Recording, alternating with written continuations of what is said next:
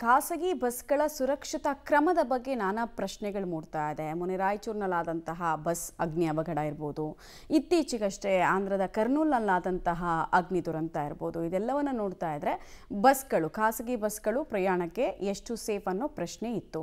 ನಾವು ಈ ವಿಚಾರವಾಗಿ ಇಂಚಿಂಚು ಮಾಹಿತಿಯನ್ನು ಕೊಟ್ವಿ, ಏನೆಲ್ಲ ಆಗಿದೆ, ಅನಾಹುತಕ್ಕೆ ಏನೆಲ್ಲ ಕಾರಣ ಅಂತ ಹೇಳಿ. ಸರ್ಕಾರ ಕೂಡ ಎಚ್ಚೆತ್ಕೊಂಡಂಗೆ ಕಾಣಿಸ್ತಾ ಇದೆ. ಎಚ್ಚೆತ್ಕೊಂಡಿದೆ ಅಂದರೆ ನಾಮಕೆ ವ್ಯವಸ್ಥೆ ರೇಡ್ ಮಾಡ್ತೀವಿ ಅನ್ನೋದಾ ಅಥವಾ ಸ್ಟ್ರಿಕ್ಟ್ ರೂಲ್ಸ್ ಅನ್ನು ತರ್ತೀವಿ ಅನ್ನೋದಾ, ಏನು ಅನ್ನೋದನ್ನ ನೋಡೋಣ ಬನ್ನಿ.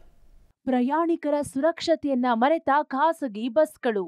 ಹಿಂಬದಿ ಎಕ್ಸಿಟ್ ಡೋರ್ ಬಳಿ ನೋ ಸ್ಪೇಸ್. ಖಾಸಗಿ ಬಸ್ಗಳಿಂದ ಸಾರಿಗೆ ನಿಯಮ ಉಲ್ಲಂಘನೆ. ಪಬ್ಲಿಕ್ ಟಿವಿ ರಿಯಾಲಿಟಿ ಚೆಕ್ ನಲ್ಲಿ ಬಯಲು. ಕರ್ನೂಲ್ ಬಸ್ ದುರಂತದ ಬಳಿಕವೂ ಖಾಸಗಿ ಬಸ್ಗಳು ಎಚ್ಚೆತ್ತುಕೊಂಡಿಲ್ಲ.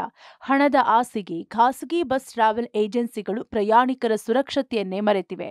ಎಸಿ, ನಾನ್ ಎಸಿ ಸ್ಲೀಪರ್ ಖಾಸಗಿ ಬಸ್ಗಳಲ್ಲಿ ಎಕ್ಸಿಟ್ ಡೋರ್ ಬಳಿ ಫ್ರೀ ಸ್ಪೇಸ್ ಬಿಟ್ಟಿಲ್ಲ.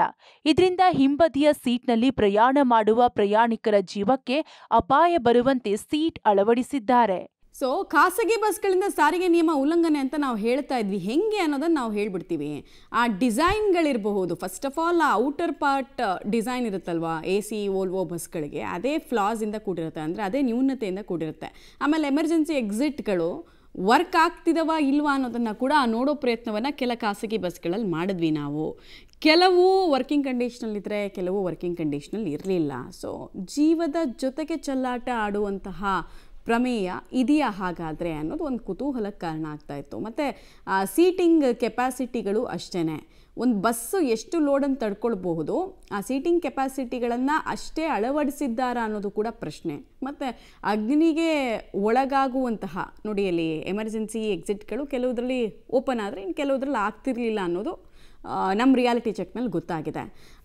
ಅಗ್ನಿಗೆ ಇನ್ನೂ ಜಾಸ್ತಿ ಅಗ್ನಿ ಫ್ಲೇಮ್ಗಳನ್ನು ಜಾಸ್ತಿ ಮಾಡೋ ಕೆಪಾಸಿಟಿ ಯಾವುದಕ್ಕಿದೆ? ಫೋಮ್ಗಳಿಗಿದೆ, ಆಮೇಲೆ ಆ ಮರದ ಮೆಟೀರಿಯಲ್ಗಳಿಗಿರುತ್ತೆ, ಸ್ಯಾಟಿನ್ ಕ್ಲಾತ್ಗಳಿಗಿರುತ್ತೆ, ಬೆಡ್ಶೀಟ್ ಥರ ಕೊಡ್ತಾರಲ್ವ, ಅದಕ್ಕೆಲ್ಲ ಇರುತ್ತೆ.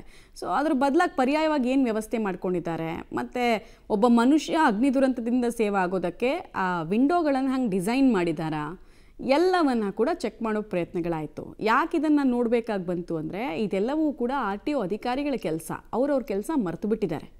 ಹೀಗಾಗಿ ನಮ್ಮ ಪ್ರತಿನಿಧಿಗಳು ರಾಜಧಾನಿಯ ಅನೇಕ ಕಡೆಗಳಲ್ಲಿ ಹೆಚ್ಚು ಕಾರ್ಯಾಚರಣೆ ನಡೆಸುವಂತಹ ಖಾಸಗಿ ಬಸ್ಗಳ ಸ್ಥಿತಿಗತಿಗಳು ಹೇಗಿದೆ, ಸುರಕ್ಷಿತವಾಗಿದೆಯಾ, ನಿಜವಾಗ್ಲೂ ಈ ದುರಂತಗಳಿಗೆ ಆ ಬಸ್ನ ಡಿಸೈನ್ ಮಾಡಿರೋದೇ ಹಾಗೆ ಕಾರಣನಾ, ಇದು ಔಟರ್ ಲುಕ್ ಬಗ್ಗೆ ನಾವು ತೋರಿಸ್ತಾ ಇರೋದು. ಈಗ ಇನ್ನೂ ಬಸ್ ಒಳಗಡೆ ಈ ಓವರ್ ಸೈಜ್ಡ್ ಫ್ಯೂಯಲ್ ಟ್ಯಾಂಕ್ಗಳು ಕೂಡ ಇದ್ದಾವೆ, ಅವು ಕೂಡ ಪ್ರಾಬ್ಲಮ್ಯಾಟಿಕ್ಕೆ.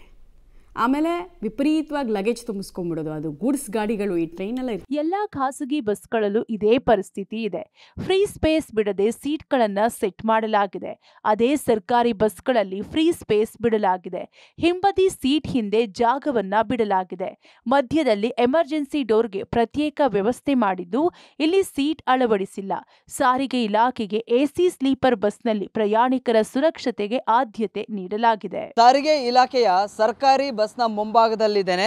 ದೃಶ್ಯಗಳಲ್ಲಿ ತಾವು ಗಮನಿಸ್ತಾ ಇದ್ರಿ, ಇದು NWKRTC ಬೆಳಗಾವಿ 1ನೇ ಘಟಕಕ್ಕೆ ಸಂಬಂಧಪಟ್ಟಂತಹ ಬಸ್ ಇದು.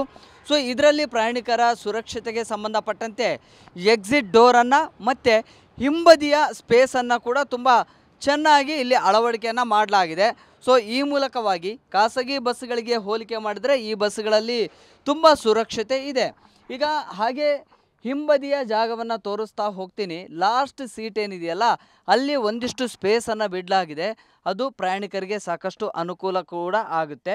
ಅದರ ಜೊತೆಗೆ ಇಲ್ಲಿ ಎಮರ್ಜೆನ್ಸಿ ಎಕ್ಸಿಟ್ ಆಗಲಿಕ್ಕೆ ಒಂದು ಸಪ್ರೇಟು ಒಂದು ಡೋರ್ನ ವ್ಯವಸ್ಥೆಯನ್ನು ಮಾಡಲಾಗಿದೆ. ಇಲ್ಲಿ ಯಾವ ಸೀಟ್ಗಳ ವ್ಯವಸ್ಥೆ ಇಲ್ಲಿ ಮಾಡಿಲ್ಲ. ಆದರೆ ಖಾಸಗಿ ಬಸ್ಗಳಲ್ಲಿ ಇಂಥ ಜಾಗಗಳಲ್ಲಿ ಕೂಡ ಇಲ್ಲಿ ಒಂದು ಸೀಟನ್ನು ಹಾಕಿರ್ತಾರೆ. ಈ ಮೂಲಕವಾಗಿ ಹಣ ಮಾಡುವಂತಹ ಒಂದು ಪ್ರಯತ್ನದಲ್ಲಿ ಖಾಸಗಿ ಬಸ್ನವರು ಕೂಡ ಇರ್ತಾರೆ. ಏನೇ ಅವಘಡಗಳಾದರೂ ಕೂಡ ಇಲ್ಲಿಂದ ತುರ್ತಾಗಿ ಎಮರ್ಜೆನ್ಸಿಯಾಗಿ ಇಲ್ಲಿಂದ ಹೊರಗಡೆ ಹೋಗೋದಕ್ಕೆ ಒಂದು ಒಂದು ಎಕ್ಸಿಟ್ ಡೋರ್ನ ವ್ಯವಸ್ಥೆಯನ್ನು ಕೂಡ ಮಾಡಿಕೊಂಡಿದ್ದಾರೆ. ಇದನ್ನು ಕೂಡ ತೋರಿಸ್ತೇನೆ. ಇಲ್ಲಿಂದ ನೋಡಿ, ಎಮರ್ಜೆನ್ಸಿಯಾಗಿ ಇಲ್ಲಿಂದ ಹೋಗಬಹುದು. ಈ ರೀತಿಯ ವ್ಯವಸ್ಥೆಯನ್ನು ಮಾಡಲಾಗಿದೆ. ಇದು ಬಸ್ನ ಅರ್ಧ ಭಾಗದಲ್ಲಿ, ಬಸ್ನ ಯಾವುದೇ ಭಾಗದಲ್ಲಿ ಏನೇ ಅವಾಂತರಗಳಾದರೂ ಕೂಡ ಇಮಿಡಿಯೇಟ್ ಆಗಿ ಈ ಒಂದು ಎಕ್ಸಿಟ್ ಡೋರ್ನ ಮೂಲಕವಾಗಿ ಹೋಗಬಹುದು. ಇಲ್ಲಿ ಅರ್ಧದಷ್ಟು ಸ್ಪೇಸ್ ಇದೆ, ಮುಂಭಾಗದಲ್ಲಿ ಕೂಡ ಇಷ್ಟೊಂದು ಸ್ಪೇಸ್ ಇದೆ. ಹಾಗೆ ನಾನು ಕೊನೆಯ ಒಂದು ಸೀಟ್ನಲ್ಲಿ ಹೇಗೆ ಸುರಕ್ಷತೆ ಇದೆ ಪ್ರಯಾಣಿಕರಿಗೆ ಅನ್ನುವಂಥದ್ದು ಕೂಡ ತೋರಿಸ್ತಾ ಹೋಗ್ತೇನೆ. ಸೊ ಇಲ್ಲಿ ಈ ಭಾಗ ಇದೆಯಲ್ಲ, ಒಂದು ಸೀಟನ್ನು ಇಲ್ಲಿ ತಾತ್ಕಾಲಿಕವಾಗಿ ವ್ಯವಸ್ಥೆಗಳನ್ನು ಮಾಡಿದ್ದಾರೆ. ಆದರೆ ಇದು ಸೀಟ್ಗಳು ಬುಕ್ ಆಗೋದಿಲ್ಲ. ಕೇವಲ ಪ್ರಯಾಣಿಕರದು ಮತ್ತು ಸಿಬ್ಬಂದಿಗಳದ್ದು ಏನಾದರೂ ಲಗೇಜ್ ಇದ್ದರೆ ಆ ಲಗೇಜ್ಗಳನ್ನು ಮಾತ್ರ ಇಟ್ಕೊಳ್ಳಿಕ್ಕೆ ವ್ಯವಸ್ಥೆಗಳು ಕೂಡ ಮಾಡ್ತಾರೆ. ಇಷ್ಟು ಸ್ಪೇಸ್ ಇದೆ. ಸೊ ಹಿಂದ್ಗಡೆಯಿಂದ ಬಂದು ಸಡನ್ನಾಗಿ ಡಿಕ್ಕಿ ಹೊಡೆದ್ರೂ ಕೂಡ ಲಾಸ್ಟ್ ಸೀಟಲ್ಲಿ ಟ್ರಾವೆಲ್ ಮಾಡ್ತಾ ಇರುವಂತಹ ಪ್ರಯಾಣಿಕನ ಜೀವಕ್ಕೆ ಕುತ್ತು ಬರೋದಿಲ್ಲ. ಬಂದರೂ ಕೂಡ ಅಷ್ಟರ ಮಟ್ಟಿಗೆ ಎಫೆಕ್ಟ್ ಆಗೋದಿಲ್ಲ. ದೊಡ್ಡ ಮಟ್ಟದಲ್ಲಿ ಏನೋ ಪೆಟ್ಟು ಆಗೋದಿಲ್ಲ. ಕೊಂಚ ಮಟ್ಟಿಗೆ ಗಾಯಗಳಾಗಿ ಜೀವದಿಂದ ಪಾರಾಗ್ಬೋದು, ಅಪಾಯದಿಂದ ಪಾರಾಗ್ಬೋದು. ಅಷ್ಟರ ಮಟ್ಟಿಗೆ ಇಲ್ಲಿ ಸ್ಪೇಸನ್ನು ಕೂಡ ಮಾಡಿದ್ದಾರೆ. ಸೊ ಹೀಗೆ ಖಾಸಗಿ ಬಸ್ಸುಗಳಿಗೆ ಹೋಲಿಕೆ ಮಾಡಿದರೆ ಸರ್ಕಾರಿ ಬಸ್ಸುಗಳಲ್ಲಿ ಲಾಸ್ಟ್ ಹಿಂಬದಿಯ ಸೀಟ್ನಲ್ಲಿ ಕೂಡ ಸ್ಪೇಸ್ ಬಿಟ್ಟಿದ್ದಾರೆ. ಜೊತೆಗೆ ಮಧ್ಯದಲ್ಲಿ ಕೂಡ ಎಕ್ಸಿಟ್ ಡೋರ್ಗೆ ಒಂದಿಷ್ಟು ವ್ಯವಸ್ಥೆಗಳನ್ನು ಮಾಡಿಕೊಳ್ಳಲಾಗಿದೆ. ಸಾರಿಗೆ ನಿಯಮಗಳ ಪ್ರಕಾರ ಎಕ್ಸಿಟ್ ಡೋರ್ ಹಿಂದೆ ಇದ್ರೆ ಫ್ರೀ ಸ್ಪೇಸ್ ಬಿಡಬೇಕು. ಆದ್ರೆ ಖಾಸಗಿ ಬಸ್ಗಳಲ್ಲಿ ಇದ್ಯಾವ ನಿಯಮಗಳು ಅನ್ವಯ ಆಗ್ತಿಲ್ಲ. ನಿಯಮ ಉಲ್ಲಂಘಿಸುತ್ತಿರುವ ಖಾಸಗಿ ಬಸ್ಗಳ ವಿರುದ್ಧ ಸಾರಿಗೆ ಇಲಾಖೆ ಏನ್ ಕ್ರಮ ತೆಗೆದುಕೊಳ್ತಾರೆ ಕಾದು ನೋಡ್ಬೇಕಿದೆ. ಕ್ಯಾಮರಾಮ್ಯಾನ್ ವಿನಯ್ ಜೊತೆ Prakash D Rampur, public TV, Bengaluru.